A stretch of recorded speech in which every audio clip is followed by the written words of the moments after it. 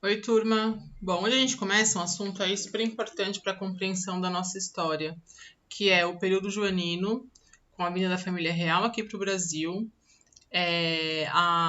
o processo de formação de uma identidade brasileira e o período de crise que vai levar à independência do Brasil. Depois a gente vê a parte que fala sobre o primeiro reinado, as crises do primeiro reinado e a abdicação de Dom Pedro I, tá?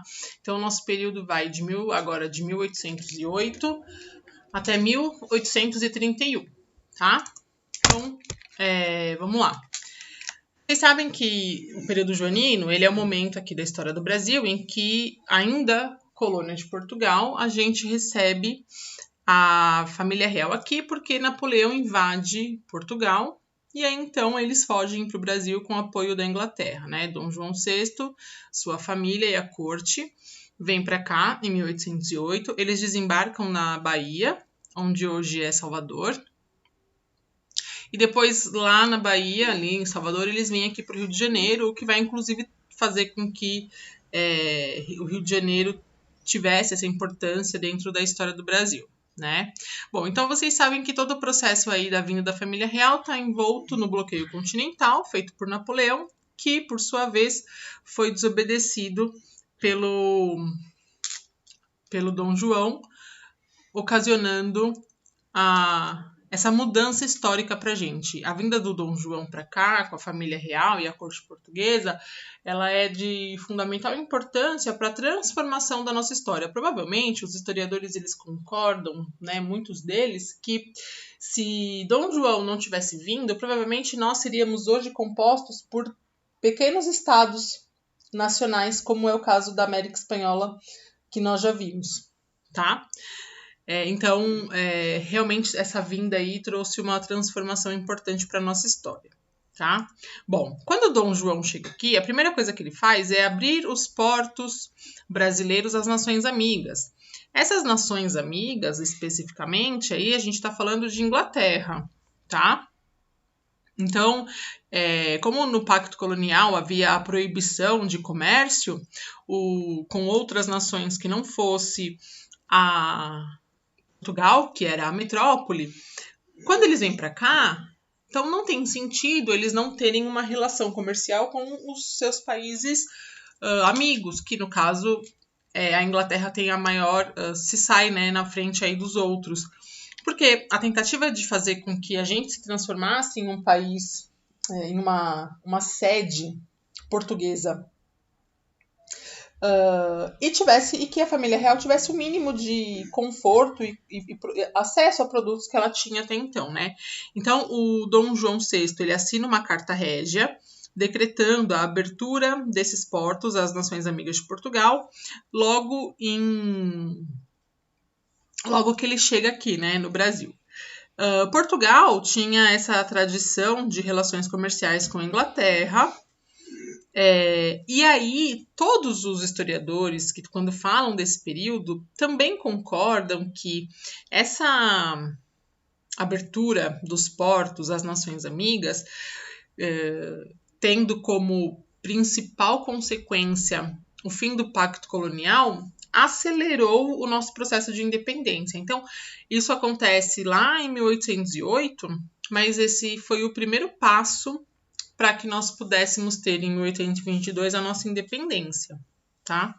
Bom, além da consequência, né, do fim do Pacto Colonial, nós tivemos a criação do Banco do Brasil, que existe até hoje, tivemos aí a instalação dos primeiros núcleos manufatureiros, né, os primeiros núcleos de pequenas indústrias aqui no Brasil, tivemos a criação do primeiro jornal de grande circulação, a Gazeta do Rio de Janeiro, uma biblioteca portuguesa no Brasil, né, a instalação real da biblioteca, que é ponto turístico, inclusive, né, nos dias de hoje.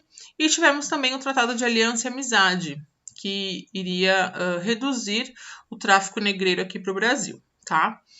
É importante que isso fique bem claro para vocês que o Tratado de Aliança e Amizade, com a redução do tráfico negreiro, era uma forma que a Inglaterra tinha de tentar começar a colocar no Brasil a sua política de ampliar os seus mercados compradores dos produtos industrializados que ela já produzia, certo? A gente tem também aí a transmutação de colônia de Portugal para Reino Unido de Portugal e Algarves, no ano de 1815. Nós nos tornamos aí um Reino Unido de Portugal e Algarves, tá? É importante que se frise, né, que todo esse processo não gerou qualquer tipo de mudança socioeconômica. Então, a gente pensa que vai ter uma mudança, que isso ia gerar uma maior ascensão social ou uma mudança no sentido de educação, que era um artigo bastante falho aqui no Brasil, mas nada disso acontece, tá? Bom, a Inglaterra se torna o principal parceiro econômico da coroa portuguesa aqui no Brasil, tá? A gente vai ter, então, esse fim de monopólio comercial praticado por Portugal sobre a colônia. E aí, alguns comerciantes brasileiros começaram a poder negociar diretamente com outros países, tá? E isso é uma informação importante para o que vem depois, tá? Embora a gente não tivesse nenhuma mudança socioeconômica significativa, nós tivemos aqui a criação de faculdades de medicina e direito na cidade de Salvador e Rio de Janeiro, as primeiras universidades aqui no Brasil, tá? Alguns museus também foram construídos, teatros, tudo isso voltado para os interesses da corte portuguesa, que precisava desse agito que tinham lá em Portugal, lá na Europa, certo? Alguns artistas e intelectuais estrangeiros, inclusive, incentivados por esse crescimento que teve em termos educacionais, todos voltados para a elite, tá? Começaram a vir aqui para o Brasil.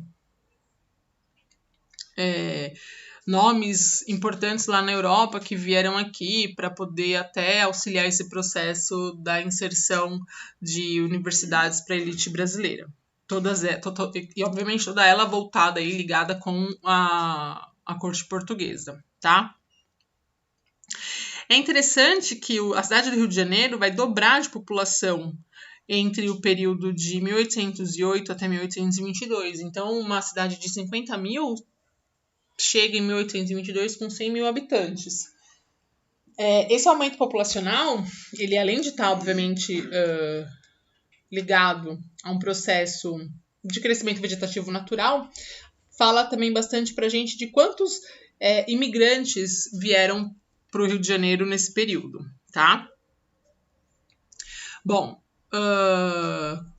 quando eles chegam aqui e aí eles começam a perceber aqui os brasileiros que estavam buscando desde lá de emancipações, como a gente já falou sobre a Inconfidência Mineira, a Conjuração Baiana, algumas revoltas no Nordeste. Quando eles começam a perceber que não há nenhuma ideia efetivamente republicana, a vinda da família real não vai mudar características socioeconômicas importantes, como, por exemplo, o processo da escravidão e a pobreza que tinha aqui, algumas revoluções eclodem, tá? E a mais famosa de todas é em Pernambuco, no ano de 1817, que tentou colocar em voga o movimento republicano, tá? Ela é abafada muito rápido, mas ficou registrada para a história, porque provavelmente acreditou-se que naquele momento as coisas poderiam começar a melhorar em termos socioeconômicos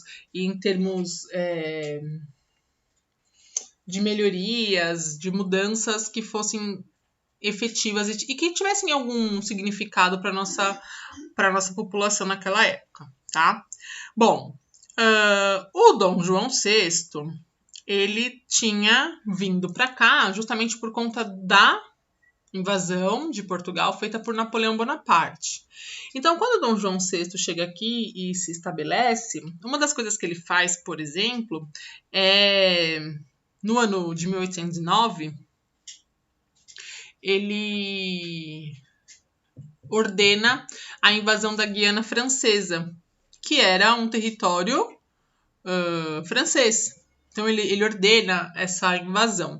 E ele também ordena a invasão de onde hoje é o Uruguai. Esse território já vinha sendo disputado entre Portugal e Espanha durante muitos anos antes de tudo isso acontecer, antes da vinda da família real. E quando ele está aqui, como ele está mais próximo, ele resolve tomar essa atitude de invadir e dominar o território uruguaio, nomeando a região de província da Cisplatina. Tá? A Guiana Francesa ele devolve para a França anos mais tarde. A província da Cisplatina vai se transformar no centro de um problema interno que vai gerar uma das causas da abdicação de Dom Pedro I, a renúncia do Império Português, tá? Então é importante aí também vocês se lembrarem de tudo isso, certo? Bom, falando agora um pouco sobre o contexto histórico da independência do Brasil, tá? Quando os portugueses chegaram aqui, né, a família real, a corte portuguesa e tudo mais, toda a administração joanina no Brasil vai piorar a economia de Portugal, porque o centro agora do Brasil, o centro português era o Brasil. Então, todo o dinheiro, né, ficou girando aqui no Brasil. Muito pouco era enviado lá para Portugal. E aí, a economia piorou. Essa economia de Portugal, que já não vinha muito bem, acaba tendo uma piora. Por essa razão, é feita lá em Portugal uma revolução liberal, feita pela burguesia, que fica conhecida como Revolução Liberal do Porto.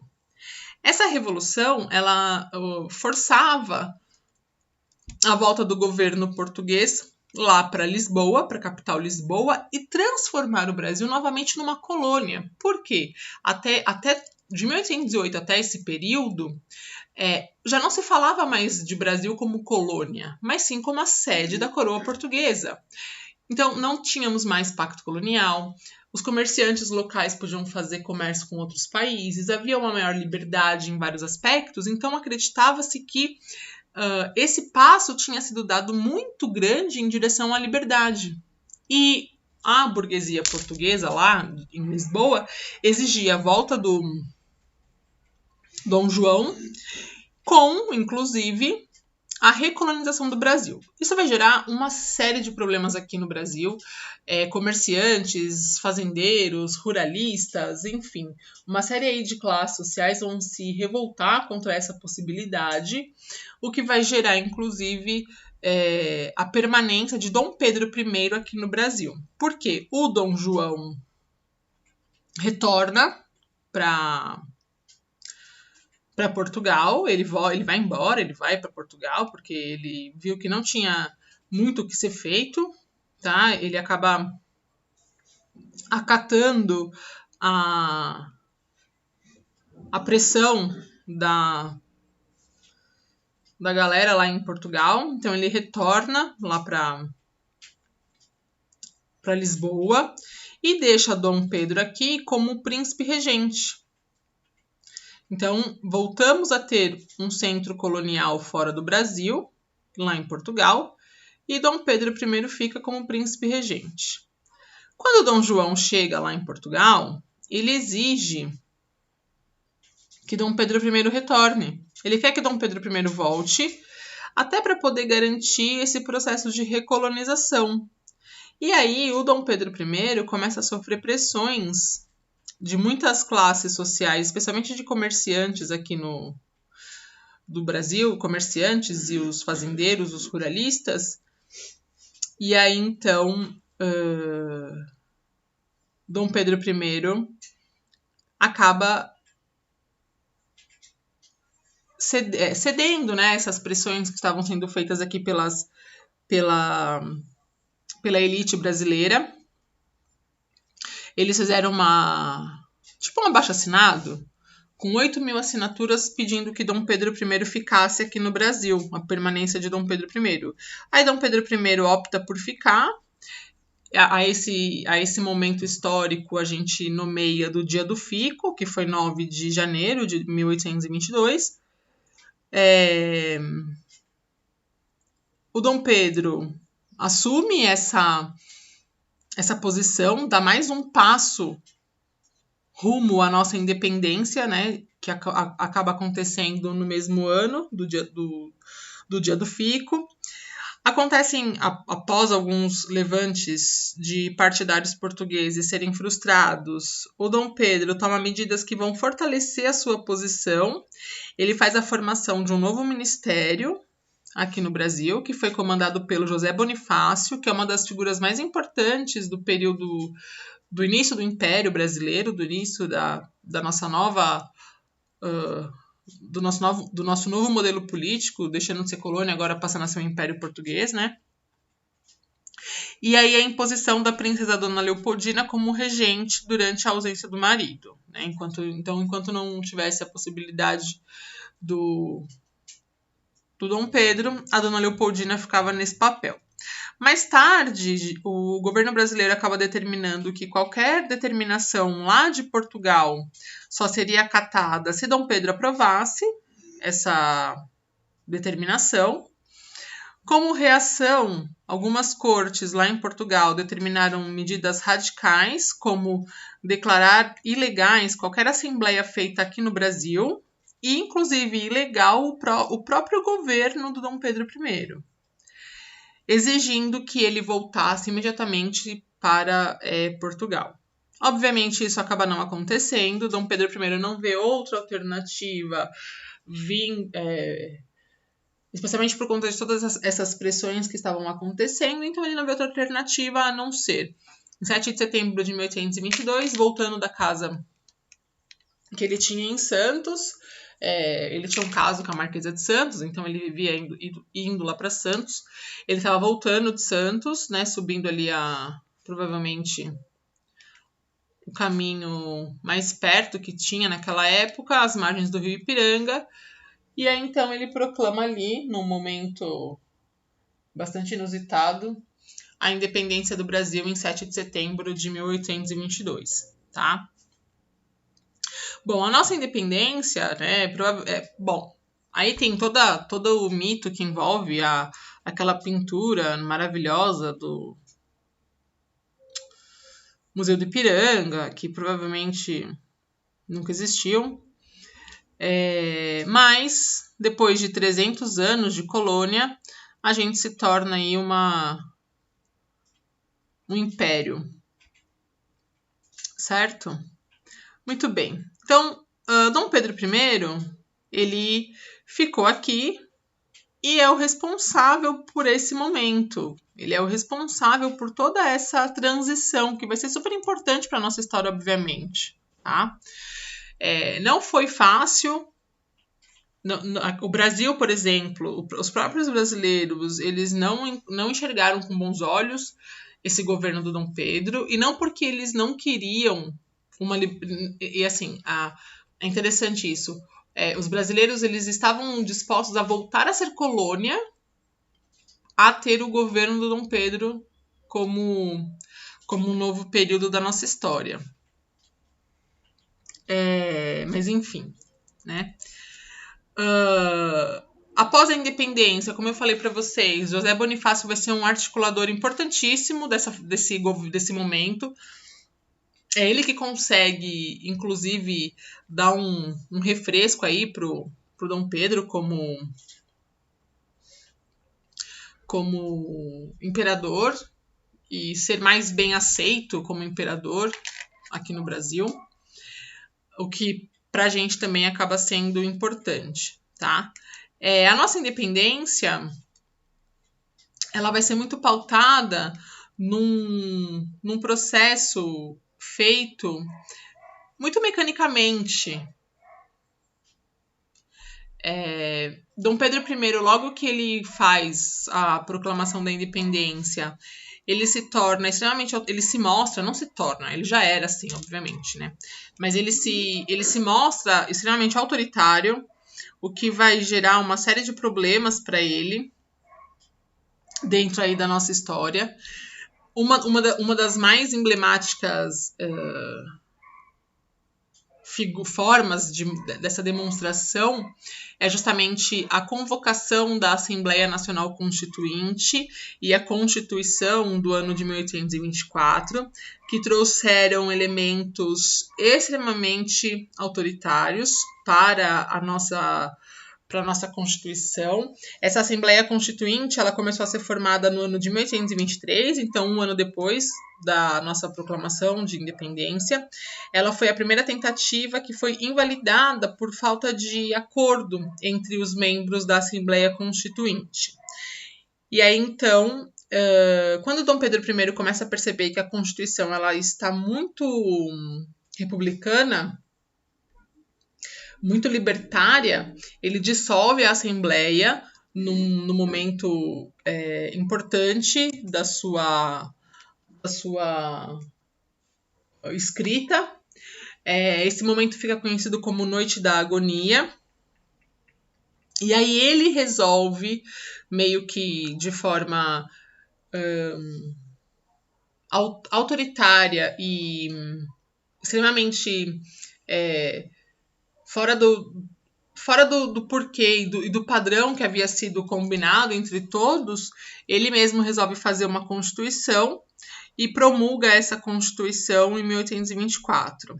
Essa Constituição, feita pelo Dom Pedro e pelos seus políticos mais chegados, entre outras coisas, ela dava ao Dom Pedro I, como imperador, e a todos os outros que viessem posteriormente, o poder de dissolver a Câmara e os conselhos das províncias. A gente ainda não tinha estado, não tínhamos províncias, tá?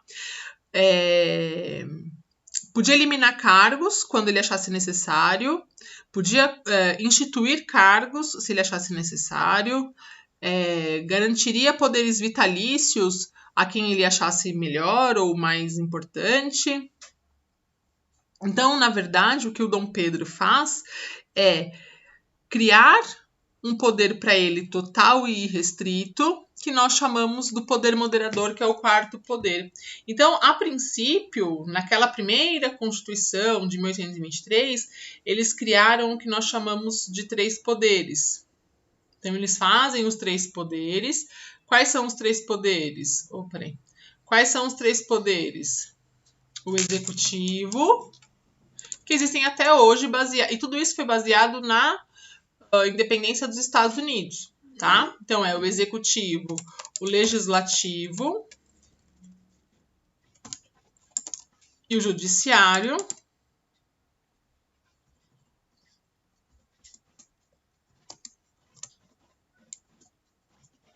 E acima desses 4 poderes estava o poder do Dom Pedro, que era o poder moderador. Então ele podia fazer e desfazer tudo o que ele quisesse. Ele não dependia da ligação entre os outros poderes. E isso foi realmente muito mal visto por todo mundo aqui no Brasil, tá? Bom, essa demonstração de autoridade, de autoritarismo do Dom Pedro no seu governo vão gerar muitas revoltas por todo o Brasil. E talvez a mais emblemática delas tenha sido a Confederação do Equador, liderados por Frei Caneca, lá no Nordeste. Os pernambucanos eles estavam contra o governo, queriam a queda de Dom Pedro, uma retomada republicana para o Brasil. Eles foram extremamente massacrados pelos militares do Brasil. Frei Caneca é preso e assassinado, ele é morto, tornando esse evento uma demonstração prática de todo esse autoritarismo de Dom Pedro I, tá? Bom, aí vem a parte lá da Cisplatina que eu falei para vocês que era importante, tá? Bom, então o Dom João, quando ele chega aqui, ele faz com que esse território seja pego, né? Seja tomado e anexado ao Brasil. Só que a Espanha não vai deixar barato. E, então, em 1825, vai haver uma guerra pela região, a chamada Guerra da Cisplatina. Essa guerra vai transformar a Cisplatina no Uruguai, esse território independente, em 1828. Essa guerra foi um transtorno tão grande para o Brasil. Deixa eu só adiantar aqui para frente. A gente fala sobre a política externa do primeiro reinado, que vai gerar a crise do primeiro reinado e a abdicação de Dom Pedro I, tá? Bom, o Dom João VI morre lá em Portugal, a coroa passa a pertencer a Dom Pedro I aqui, que é rei de Portugal e do Brasil ao mesmo tempo, tá? Então isso está acontecendo sim. As elites brasileiras aqui estavam com medo, achando que a gente pudesse voltar a ser uma colônia, já que agora ele era rei dos dois lugares, então tinha esse medo sim disso acontecer. O trono lá em Portugal passa para Dona Maria, que é filha de Dom Pedro, e ela tem que casar com o tio dela, o Dom Miguel, que se torna príncipe regente de Portugal, porque a Dona Maria era menor de idade. Então, tudo isso aqui tá. Esse buchicho tá rolando. Então, esse é o primeiro ponto de uma crise aqui no Brasil, tá? Outra coisa que eu estava falando para vocês, né, é sobre esse processo aí da Cisplatina. Então, em 1825 há um conflito pela região. Essa guerra vai causar danos imensos ao Brasil, especialmente econômicos, danos esses que nós não estávamos preparados para ter, tá? A gente vai ter aí, vai aumentar os nossos problemas com importações, porque ali era uma região de porto importante. Vamos ter uma diminuição de arrecadação de impostos, dificuldades na cobrança de impostos também por conta da diminuição do território, uma diminuição de produção agrícola, que lá também era muito interessante, certo? Então, tudo isso vai acabar gerando aí uma má visão de administração por parte dos brasileiros em relação a Dom Pedro I, tá? Bom, aqui no Brasil ocorre o assassinato de Líbero Badaró, um jornalista super conhecido, super famoso aqui da Gazeta do Rio de Janeiro, que era abertamente um inimigo do imperador, um desafeto do imperador. Então, quando ele é assassinado, acredita-se sim que quem manda matar ele é o Dom Pedro I, e isso também pega muito mal para a aprovação do Dom Pedro. A aprovação do Dom Pedro diminui mais ainda. E aí, com tudo isso, com todas esses problemas que ele está enfrentando, ele faz uma viagem. Vão haver eleições. Naquela época, podia-se votar para a Assembleia, podia-se votar para uma espécie de parlamento que a gente tinha aqui. O Partido Português perde as eleições. Então, o Partido Brasileiro elege a maioria dos deputados naquele momento. O Dom Pedro está fazendo uma viagem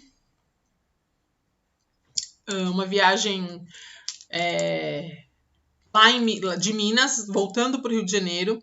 Quando ele chega aqui, ele é visto perto do Palácio do Catete. Ele começa a rolar uma briga entre os membros do Partido Brasileiro, apoiadores, e membros do Partido Português e apoiadores. As pessoas começam a se atacar com garrafas. Então há uma briga entre brasileiros e portugueses com garrafas. Esse episódio fica conhecido como a Noite das Garrafadas. Dom Pedro I percebe que já não tem mais clima para ele, que ele já não consegue mais manter a sua popularidade, que já não tem mais nenhuma medida de apoio a ele. Nada do que ele fizesse ia modificar a má impressão que ele já havia causado por várias razões. E aí, por conta disso, ele pensa assim, eu tenho que voltar para Portugal porque eu sou o rei de Portugal. Minha filha teve que casar com o tio para garantir que ela assumisse o trono e Portugal não ficasse com o trono vago e fosse invadido por alguma outra nação, especialmente França. Quer saber? Eu vou abdicar o trono aqui, vou voltar para o meu país, vou cuidar da minha vida e deixo aqui o meu filho, que vai ser o futuro imperador do Brasil, tá?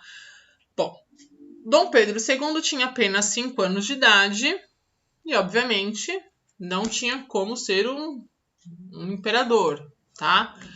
Na Constituição de 1824, ficou estabelecido que, na ausência de alguém que pudesse ser, de fato, um imperador, a mulher dele voltaria com ele para Portugal, né, a Leopoldina, Então, ficou estabelecido que o Brasil viveria um período chamado regencial. Ele seria governado por regências, tá?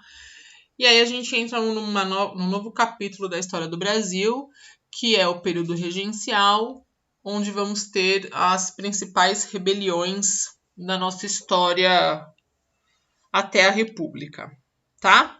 Então, nas próximas aulas a gente vai ver tudo isso aí, certo? Façam seus exercícios, dúvidas me perguntem e até a próxima.